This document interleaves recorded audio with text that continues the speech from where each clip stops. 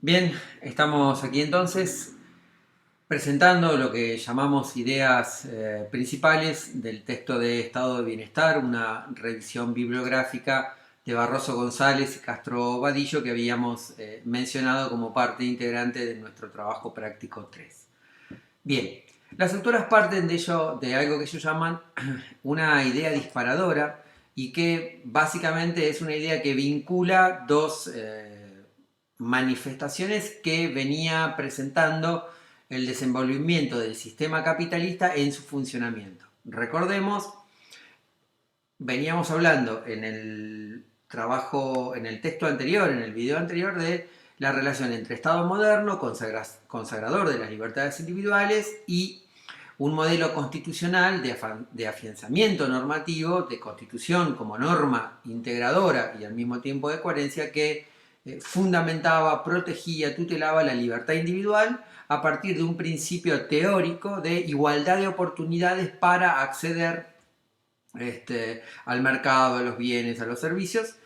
Ese modelo desarrolló, digamos, o implicó en la práctica un modelo de desarrollo económico capitalista, digamos, estructurado a partir de la condición de dueños o titulares de los medios de producción, por un lado, el empresariado, y de dueños de la mano de obra o aportantes de la mano de obra al sistema, el proletariado, los obreros, los trabajadores.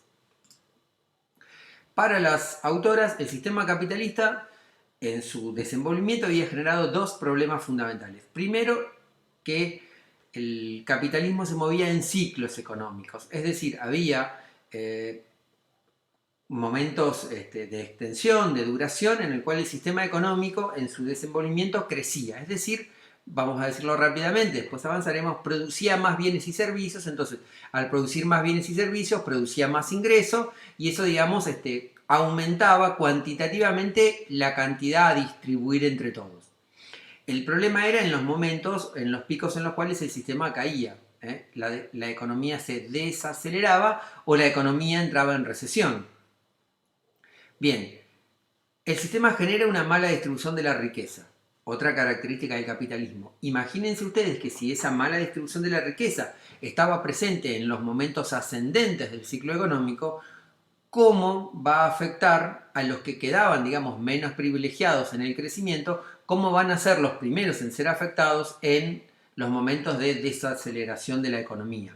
Y además con otra característica, los ciclos económicos acentuaban los problemas de distribución, es decir, las dificultades o las inconsistencias, las diferencias que creaba el sistema mientras aumentaba la cantidad de bienes y servicios que producía, se veían profundizadas cuando esos bienes y servicios caían y la economía entraba, digamos, en una desaceleración.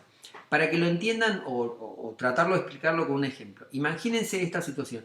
Un trabajador que está en su relación laboral debidamente registrado, tiene aportes a la seguridad social, tiene una obra social, cuenta con los beneficios, digamos, de una relación laboral registrada, ¿sí? La tutela, la protección que da la ley, en caso de estar enfermo poder faltar y no perder su salario, etc.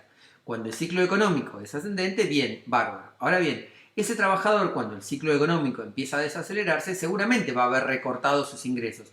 No hará horas extras, en el caso de que tenga una paga por productividad o por mayores ventas, seguramente eso no lo tenga. Es decir, ese trabajador en los ciclos económicos descendentes también va a perder capacidad, digamos, poder adquisitivo, como se lo suele decir en términos modernos. Y está debidamente registrado.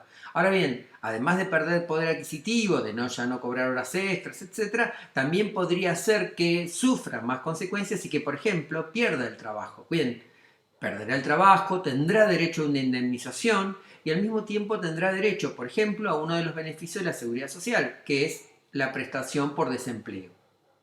Imagínense si ese trabajador que está debidamente registrado se ve afectado cuando el ciclo económico es descendente, lo que le va a pasar al trabajador que vive de changas, que trabaja en una relación laboral no registrada, en términos, digamos, más sencillos, trabajo en negro, es decir, no tiene ni la tutela que tenía su remuneración mientras estaba en actividad, no tiene la tutela de la, digamos, de la cobertura social o sanitaria del que está, digamos, debidamente registrado, y al mismo tiempo, cuando pierde el empleo, cuando el mercado laboral lo expulsa, no tiene ni indemnización ni seguro por desempleo. A eso se refiere entonces que los ciclos económicos acentuaban las diferencias. Cuando el ciclo económico era descendente, pues bien, el que estaba, digamos, apenas enganchado al mercado laboral es desenganchado más rápido, por usar, digamos, una expresión gráfica. El estado de bienestar entonces procurará hacer frente a esa mala distribución de ingresos. Más adelante vamos a ver cómo. Pero ¿por qué subrayamos esta idea? Porque aparece entonces, y es algo que ustedes deberían tratar de tener presente, el Estado aparece. ¿Qué quiere decir que el Estado aparezca para tratar de atenuar estas diferencias en la distribución del ingreso? Si el Estado aparece, quiere decir que antes no estaba. ¿Sí? Los ciclos económicos ascendentes y descendentes eran producto de la libertad del mercado. Si el mercado hacía que los precios tuviesen que bajar, los precios de los bienes o servicios, los precios de los ingresos, bueno, era por algo, digamos, ¿no? Era el libre juego de la oferta y la demanda. Entonces, en el estado de bienestar ya ustedes tienen que retener una característica central. El estado aparece, eso quiere decir que antes no estaba. Ahora bien, este estado que aparece es llamado estado de bienestar. Las autoras se preguntan qué es el bienestar. Hay varias definiciones en el texto, nosotros acá copiamos dos definiciones, una que apunta estrictamente a un carácter general, la ausencia de privaciones, es decir, el bienestar material va a depender de las retribuciones que un individuo o que la familia obtenga del mercado para satisfacer necesidades.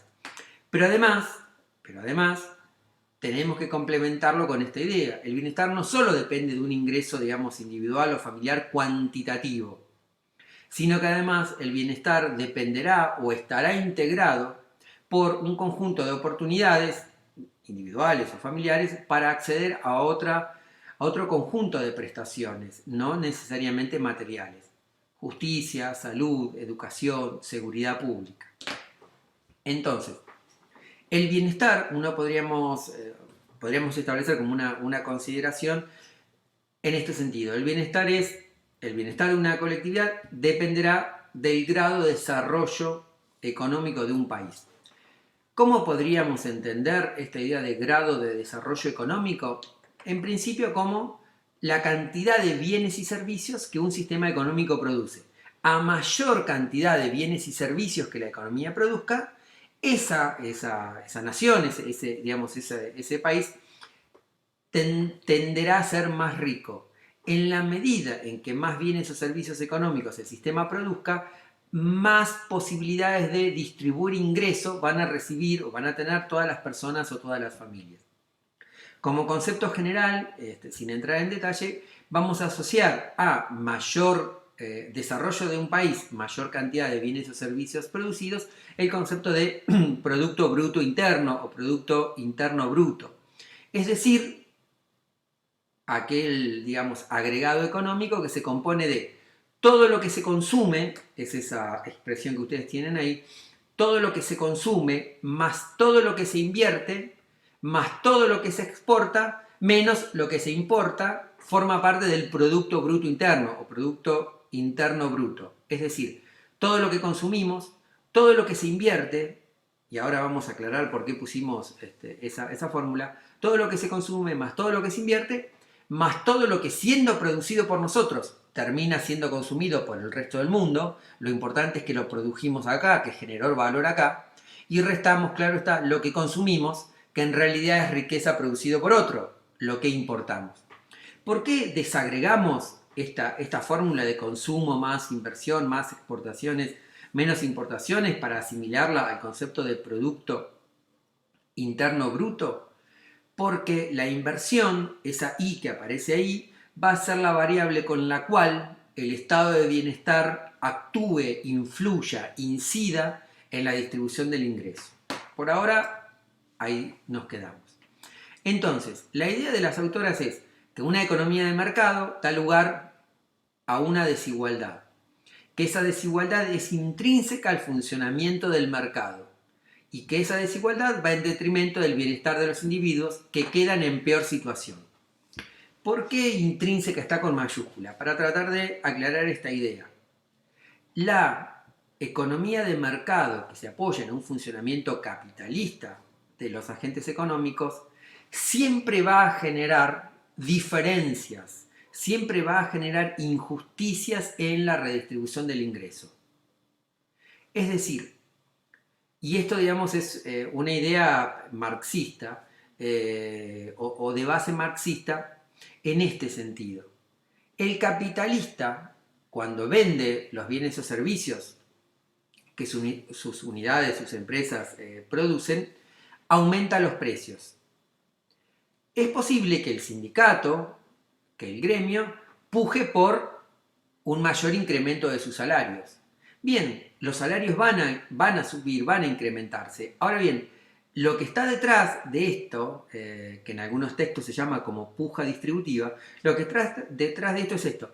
Sube el poder adquisitivo del salario, digamos, o sea, se apropia el trabajador de una parte mayor de ese Producto Interno Bruto, pero al mismo tiempo, si el capitalista puede destinar esa parte a los trabajadores, es porque en realidad él va a ganar más, él está recibiendo más. Por eso, las autoras sostienen que las desigualdades del sistema capitalista son intrínsecas a su funcionamiento. Puede haber sectores vinculados con la economía formal, la que tiene trabajo registrado, la que accede al mercado, al sistema de la seguridad social, al sistema de salud, que pueda, digamos, ir mejorando sus ingresos. Pero ese mejoramiento de los ingresos de ese colectivo formalizado siempre va a ser muchísimo menos que el mejoramiento que obtiene el capitalista. Y ni hablar con lo poco que puede mejorar el sector informal de la economía, aquel que no está enganchado formalmente, que no tiene una tutela de los sistemas de protección del trabajo y de la seguridad social para más adelante. Por eso el sistema capitalista es intrínsecamente disfuncional en cuanto a procurar la igualdad de oportunidades o la igualdad en la distribución del ingreso para todos.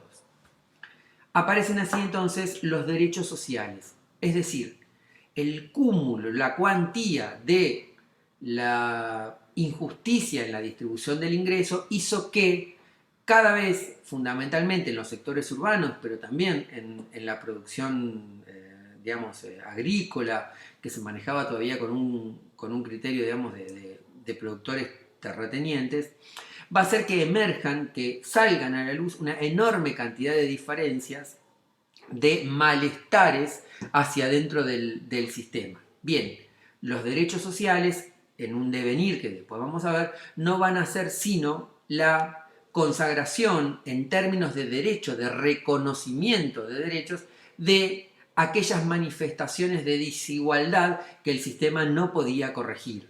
Y no podía corregir porque eran intrínsecas al sistema, ¿sí? Entonces, en el texto ustedes van a encontrar varias definiciones. Los derechos sociales son los que garantizan universalmente a todos los ciudadanos, por el hecho de ser ciudadanos, el acceso a los medios necesarios para tener condiciones de vida digna. El reconocimiento en la historia de los derechos humanos fue posterior a los derechos civiles y políticos. Aquí aparece o empieza, digamos, a formarse en el colectivo, digamos, mundial el concepto de derechos humanos, por ahora muy vinculado a el concepto de igualdad, digamos, para subsanar esas diferencias que aparecían. Los derechos sociales comienzan a desarrollarse hacia finales del siglo XIX y comienzo del siglo XX, y están constituidos por los derechos económicos, sociales y culturales, que en 1948, con la puesta en funcionamiento, la estructuración de la Organización de Naciones Unidas, están contenidos en la Declaración Universal de los Derechos Humanos. Entonces, los derechos sociales van a ser la expresión de esas diferencias, de esas injusticias, en términos de reconocimiento de derechos, ¿sí?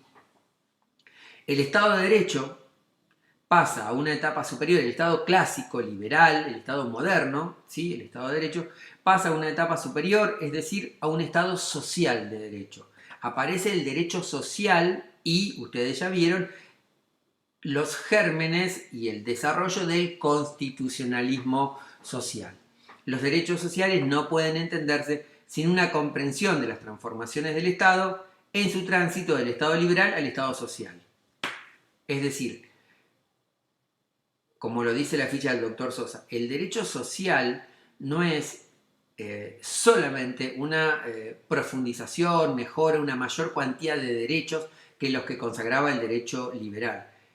Es todo eso, pero básicamente es todo eso porque en esencia implica una distinta visión del ser humano, del hombre, de la persona, en relación al mercado. Es decir, el hombre es más que un agente del mercado. En todo caso, el mercado es el lugar en donde los hombres debemos encontrarnos para colectivamente definir una manera de producción de bienes y servicios, de relaciones, de vínculos que mejoren la calidad de vida a todos, procurando llegar a eso que las autoras llaman una vida digna, como idea. Individuo y sociedad no son dos categorías aisladas y con intereses contradictorios, sino dos términos en implicación recíproca.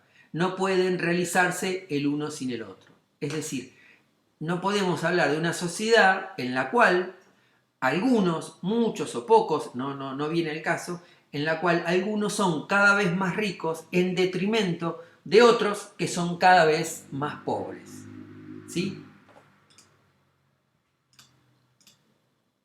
Entonces, ¿cuáles son las características de los derechos sociales? Son derechos de prestación. ¿Ustedes se acuerdan que en el texto, cuando habíamos hablado de la ficha de Sagués, habíamos dicho que el Estado se convertía en un estado de prestación? Bueno, ¿por qué el Estado se convierte en un estado de prestación? Porque los derechos que satisface son derechos de prestación. Son derechos que se tienen que ver satisfechos porque el mercado no llegaba a cubrirlos, porque al mercado no le interesaba cubrirlos. ¿Sí? Por eso el Estado aparece, en esta idea que habíamos explicado antes, si aparece el Estado es porque antes no estaba. ¿Sí? Entonces, ¿cómo lo va a cubrir el Estado? Con prestaciones efectivas, con la consagración de derechos, pero al mismo tiempo con la materialización de garantías para que eso se pueda ir cubriendo. Los derechos sociales son de titularidad individual, repercuten en el colectivo, en el conjunto del tejido social, pero son derechos de titularidad individual. Creo que exactamente así lo dicen las autoras. Remiten los derechos sociales a un concepto de libertad configurado a partir de la igualdad. La libertad es un valor central, nadie lo discute, pero la libertad tiene que ir de la mano de la igualdad, y de una igualdad real, no de una igualdad ficticia, de una igualdad, digamos, desdibujada en el sentido de oportunidades. La libertad que consagraba el modelo clásico, digamos, claro está que era una libertad reclamable, que era una libertad puntualmente necesaria, buena, y que nos igualaba, pero llegaba hasta ahí.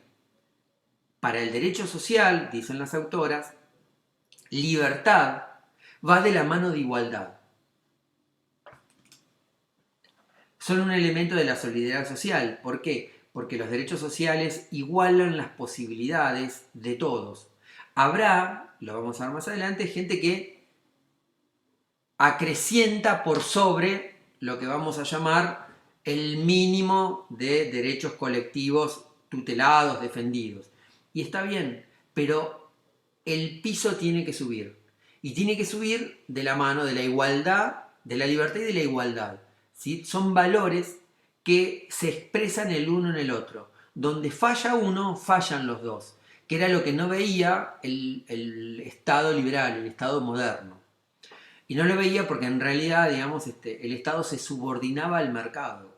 ¿Sí? Es decir, en la medida que el Estado solo regulaba reglas objetivas, bueno, había como una especie de desentendimiento o traslado al mercado de la regulación de relaciones sociales que con el Estado social van a pasar a ser tutela del Estado. Bien, el estado de bienestar. Las autoras ahí dan una definición, dan varias definiciones, nosotros copiamos acá un par. El estado de bienestar es el encargado de llevar a cabo medidas que permitan a los habitantes de una nación el acceso a un mínimo de servicios que hagan posible su supervivencia, su vida digna, dentro del modelo de economía de mercado. Representa un comportamiento del sector público que busca cubrir buena parte de las necesidades sociales colaborando con el crecimiento económico. Y ahí agregamos nosotros demanda agregada. ¿Se acuerdan cuando vimos en una de las pantallas anteriores que hablábamos de que el grado de desarrollo de un país podía medirse en la cantidad de bienes y servicios que produce? Y ahí hemos dicho que eso que se suele llamar Producto Interno Bruto era la suma del consumo más la inversión más las exportaciones menos las importaciones. Bien, ¿qué agentes económicos pueden consumir? Todos. Las familias, los individuos, las empresas, el Estado, ¿sí? Consumen. ¿Qué agentes económicos pueden invertir? Bueno, para la economía clásica, la inversión era privada, era los agentes económicos llamados empresarios invertían, ¿sí? Bien, eso va a cambiar radicalmente con el Estado, con la nueva visión en el estado de bienestar, y la inversión también va a ser una faceta que cubra el Estado. Va a estar la inversión pública. Entonces, si nosotros dijimos que la cantidad de bienes y servicios era el consumo más la inversión más las exportaciones, y el Estado invierte, el Estado se convierte en un agente económico que invierte, ya de entrada estamos aumentando el nivel de lo que llamábamos Producto Bruto Interno. Si esa inversión del Estado genera lo que, ahora después vamos a hablar de él, genera lo que Keynes llamaba un efecto multiplicador de la inversión, estamos hablando entonces que, ¿cómo se traduce el efecto multiplicador de la inversión? En más consumo. Entonces, para el estado de bienestar, esa suma de consumo más inversión más exportaciones es una suma acumulativa que se autoalimenta a partir de una variable que no estaba en el estado clásico, que es la inversión del sector público en la economía. Por eso desagregamos, no fue para complicarles la vida, por eso desagregamos esa cuestión. El Producto Bruto también aumenta cuando la inversión del Estado aumenta.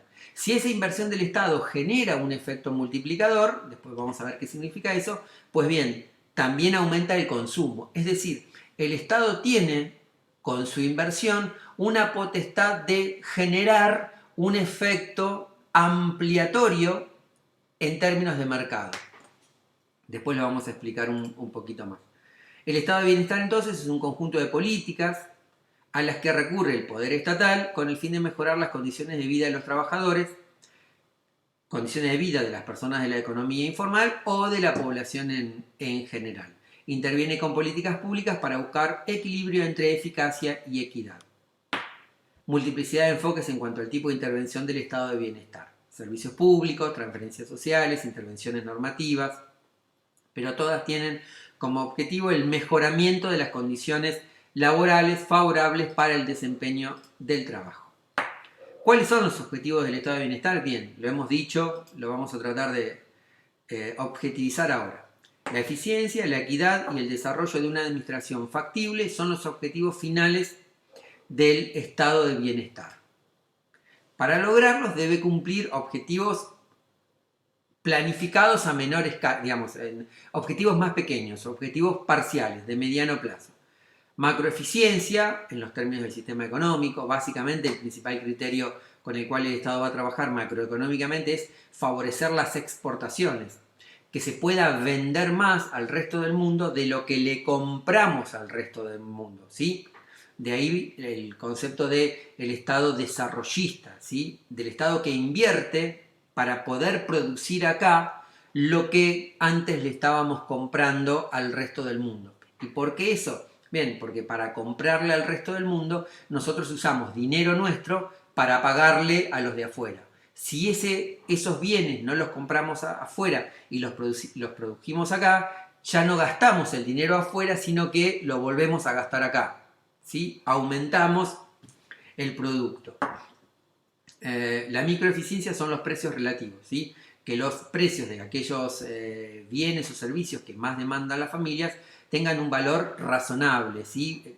Justo comparable con, por ejemplo, los ingresos. Incentivos, el Estado puede incentivar y otorgar un subsidio si yo quiero desarrollar, por ejemplo, una industria en una provincia fronteriza, ¿sí? Disminución de la pobreza, seguridad humana, pensiones para la vejez, lo que vamos a llamar sistemas de la seguridad social, igualdad vertical y horizontal, básicamente se refiere a tratar iguales a los que están en igual posición y tratar distinto a los que están distintos, es decir, aplicar más impuestos, ¿se acuerdan lo que habíamos visto de impuestos regresivos y progresivos? Aplicar más impuestos a los que mayor capacidad de pago tienen. La dignidad del ser humano, la solidaridad social, la inteligibilidad, perdón, no me salía, y básicamente la ausencia de abusos, es decir, de que si bien la economía de mercado va a jugar en un libre juego de ofertas y demandas, bueno, digamos, tanto para arriba como para abajo, esos movimientos de libertad van a tener una tutela del Estado, un control del Estado, digamos, para decirlo en términos bastante actuales. Tiene el empresario que produce, no sé, salsa de tomate, fideos, derecho a vender su paquete de fideos al precio que lo defina, que ponga, sí, tiene derecho. Ahora bien, cuidado, en ciertas situaciones como la actual, el precio que el empresario capitalista tiene libertad de poner tendrá que sujetarse a ciertos límites. ¿Sí? ¿Por qué? Porque hay una necesidad social que establece un límite, un control a esa libertad. ¿Sí? ¿Puede producir fideos? Bien, pero tiene que tener este límite, tiene que estar sujeto a esta condición. Génesis del estado de bienestar. Ustedes van a encontrar en el texto que las autoras establecen, creo que 5 etapas, no me acuerdo bien ahora, establece una serie de etapas en las cuales el estado de bienestar arrancó como, primero, la evidencia de desigualdades hasta, digamos, su esplendor. Sostienen que las propuestas económicas, bueno, Lord Beveridge fue un ministro de Economía inglés, que estableció para Inglaterra digamos, un sistema de la seguridad social innovador, muy, muy progresista para aquella época. De Keynes, ahí lo vimos, Keynes era también un economista inglés, pero básicamente fue incluso delegado de Inglaterra en la convención, digamos, en el Tratado de Versalles, y tiene un libro muy interesante que se llama Las consecuencias económicas de la paz, que muchos dicen es el fundamento de lo que fue después las desigualdades con las que quedó Alemania, fue el fundamento de la Segunda Guerra Mundial, o uno de los fundamentos de la Segunda Guerra Mundial, y el modelo de ciudadanía de Marshall, ¿sí? Marshall hablaba de una ciudadanía social que había un piso mínimo de igualdad para todos, ¿sí? Son como las bases teóricas de lo que después fue el estado de bienestar en los países desarrollados. Acá nosotros hemos escuchado hablar, y es constante que se escuche en la clase política, de Keynes y digamos, el intervencionismo de Keynes, ¿sí? Es decir, algo un poco lo explicamos, Keynes sostiene que en los momentos de crisis, de depresión de la economía liberal, el Estado tiene que invertir para reactivar la economía en algo que se llama efecto multiplicador de la inversión. ¿En qué consiste rápidamente? Ustedes imagínense una persona que estaba en el mercado informal que pierde su trabajo. El Estado invierte en un puente, en una obra pública, en una carretera, ¿sí? En una escuela. Le da trabajo a un montón de trabajadores que estaban fuera del sistema. Cobran un salario de 100 pesos. ¿Qué hace ese trabajador que venía con un montón de necesidades insatisfechas cuando cobra su primer salario de 100 pesos? ¿Lo ahorra o lo consume? Claro está que lo consume. Entonces, va al almacén y empieza a comprar alimentos de mejor calidad, más alimentos, va a una tienda y se viste o viste a su familia, bien. Eso genera, digamos, que el señor que provee fideos, el empresario que provee fideos, el empresario que hace ropa, empiece a producir más porque ve que ahora puede vender. Bien, eso rápidamente explicado es el efecto multiplicador de la inversión que Keynes le asigna a la intervención del Estado en momentos en los cuales el sistema económico está en una depresión. para que ustedes se ubiquen en tiempo y espacio a Keynes, el libro de Keynes, en el cual están desarrolladas estas ideas, es de 1936, la teoría general de la ocupación, el interés y el dinero. 1936, hacía 6, 7 años atrás, se había producido la Gran Depresión en los Estados Unidos, ¿sí? La crisis de Wall Street.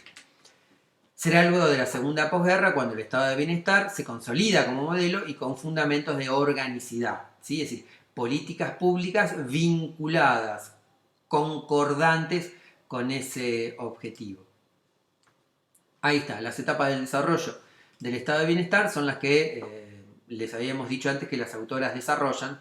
El periodo de experimentación del estado de bienestar, el periodo de consolidación del estado de bienestar, el inmediato posterior a la Primera Guerra Mundial, el periodo de expansión del estado de bienestar, el paradigma keynesiano, lo que hablábamos, ¿no? El estado como regulador de lo que habíamos dicho, uno de los problemas del sistema capitalista, los ciclos económicos. La intervención del Estado lo que trata de hacer es de achicar, disminuir los efectos de un ciclo económico negativo. El único, dice Keynes, que puede acelerar la recuperación es el Estado, no es el mercado, es el Estado. Y el último que vamos a desarrollar ahora es el periodo de crisis hasta la actualidad. Acá hay que hacer una salvedad. Cuando las autoras hablan del periodo de crisis, están hablando del periodo de crisis del estado de bienestar en los países desarrollados, en los países centrales, ¿sí? La situación de crisis.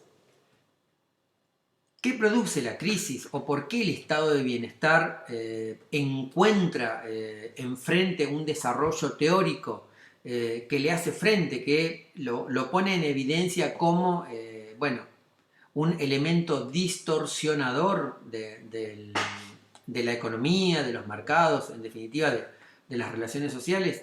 La falta de eficiencia del sector público, que conduce a una pérdida de legitimidad y ruptura del consenso social acerca de que el Estado, digamos, era un benefactor de todos, digamos, ¿sí?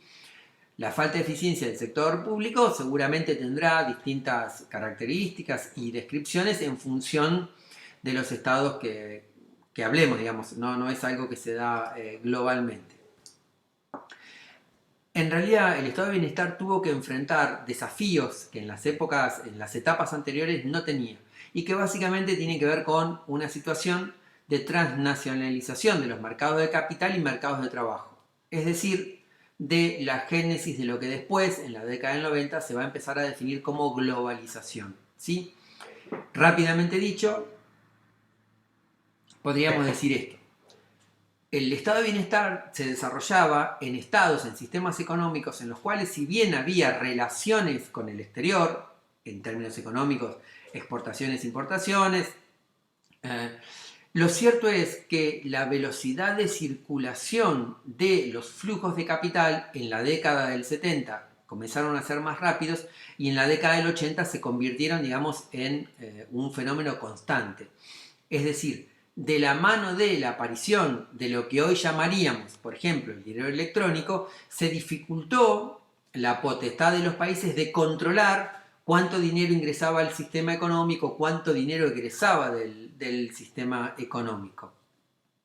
Entonces, la crisis la crisis del estado de bienestar resulta de la falta de ajuste de los nuevos problemas que surgen de las nuevas estructuras sociales, especialmente del entorno familiar y laboral. Es decir, un conjunto de cambios que se daban a nivel macroeconómico, ¿se acuerdan de lo que habíamos hablado antes? También se empiezan a dar al nivel de lo microeconómico, de las relaciones hacia adentro del Estado. E influyen un montón de situaciones, no necesariamente económicas o políticas. Un factor que influye sobre la crisis del estado de bienestar es, por ejemplo, la prolongación de la vida, de la edad en la que viven las personas. Eso hace que, por ejemplo, los sistemas de seguridad social sean más costosos en el sentido de que un trabajador o trabajadora que se jubila vive más, demanda más recursos del sistema de la seguridad social. Lo mismo con un conjunto de coberturas o prestaciones, vamos a llamar más adelante, vamos a usar esa palabra, que el crecimiento de la sociedad, el incremento del nivel de vida de la sociedad se demandaban ahora como de cobertura necesaria y antes, digamos, no lo eran. Entonces, el Estado, básicamente salud pública, ¿no? Entonces, el Estado tiene que empezar a cubrir un montón de demandas, ¿sí? de componentes de esos derechos igualitarios que van transformando, digamos, la ecuación en la cual se podía mover entre ingresos y egresos. Entonces, cuando hay expansión de los componentes del gasto social que disminuyen al tiempo que las bases financieras del Estado se refuerzan, es decir, la mayor actividad económica propicia una mayor recaudación impositiva y un mayor volumen de aportantes. Aportantes serían los que contribuimos a los gastos de la seguridad social.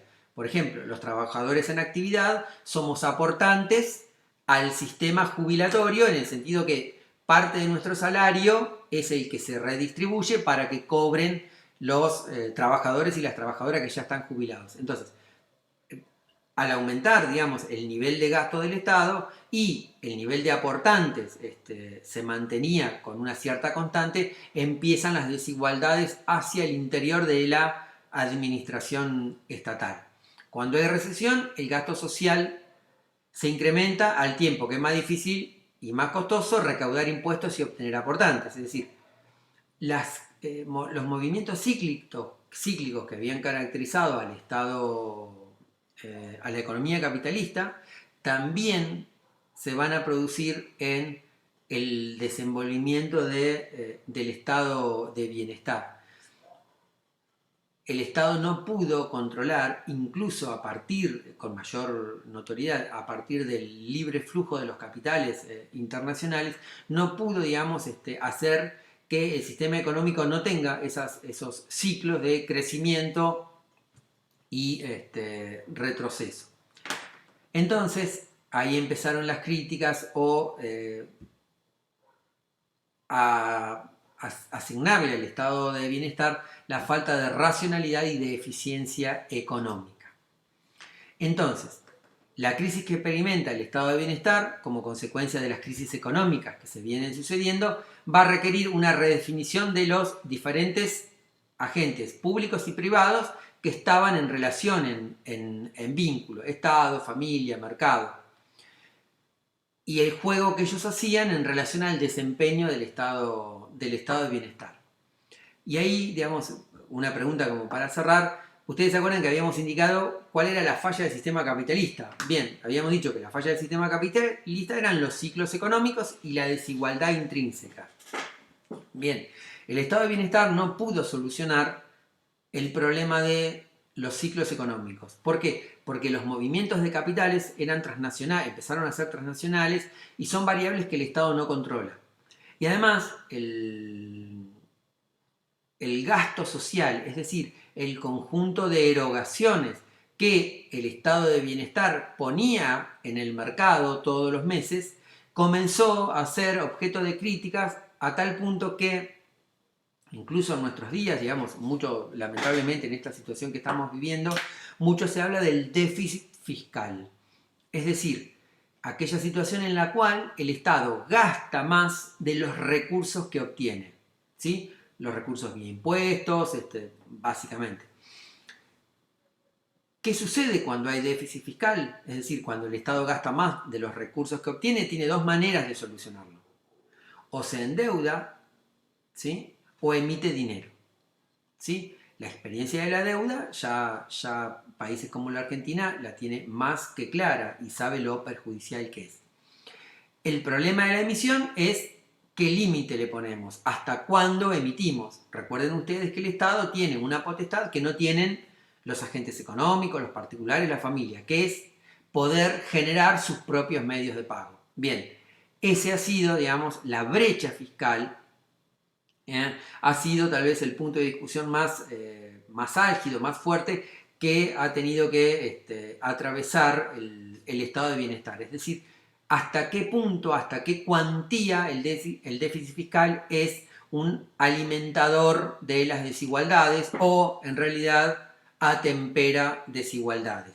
Eso fue una de las críticas más troncales que al estado de bienestar se le hace a partir de algo que se llamó el Consenso de Washington, que es básicamente una especie de doctrina mundial fijada básicamente por Estados Unidos, el FMI e Inglaterra, de que el déficit fiscal es más o menos como una mala palabra, ¿no? Que si el Estado no tiene, no puede gastar.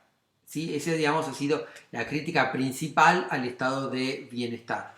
Crítica que con el correr de los años, afortunadamente, los organismos internacionales de crédito, básicamente el Fondo Monetario y también algunos países han ido atemperando y esta situación que estamos viviendo hoy mundialmente, digamos, ha resignificado, bueno, como una puesta en valor, si ustedes quieren, de que la potestad del Estado de emitir moneda es una potestad y tiene derecho a usarla.